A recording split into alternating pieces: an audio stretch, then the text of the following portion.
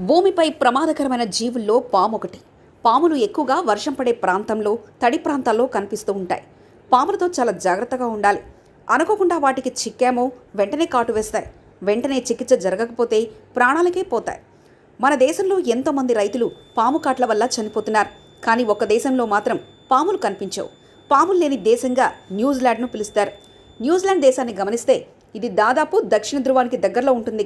కానీ ఈ దేశంలో భూమిపై నీటిలో బతకగల జీవులు తక్కువగా ఉంటాయి.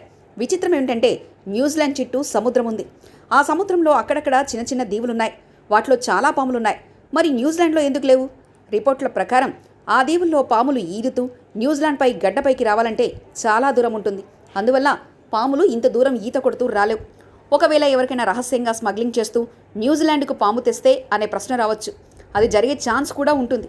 రిపోర్ట్ల ప్రకారం న్యూజిలాండ్ ప్రజలు పాములను పెంచడానికి వీల్లేదు. అలాగే విదేశాల నుంచి తేవడానికి లేదు. స్థానిక ఇతర ప్రాణులు, పక్షులకు రక్షణ కల్పించేందుకు ఇలాంటి చట్టం తెచ్చారు. పాములుంటే అవి పక్షులు, ఇతర ప్రాణుల్ని మింగేస్తాయి. న్యూజిలాండ్లోని జూలో కూడా మీరు పామును చూడలేరు. న్యూజిలాండ్ పసిఫిక్ మహాసముద్రంలో నైరుతి దిక్కున ఉంటుంది.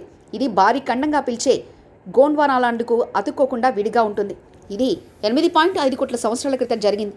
ఈ కారణంగా న్యూజిలాండ్లోని పూలు, పండ్లు వంటివి వైవిధ్యంగా ఉంటాయి. న్యూజిలాండ్ లాగానే ఐర్లాండ్లో కూడా పాములుండవు. ఆ దేశంలో విచిత్ర నమ్మకం ఉంది.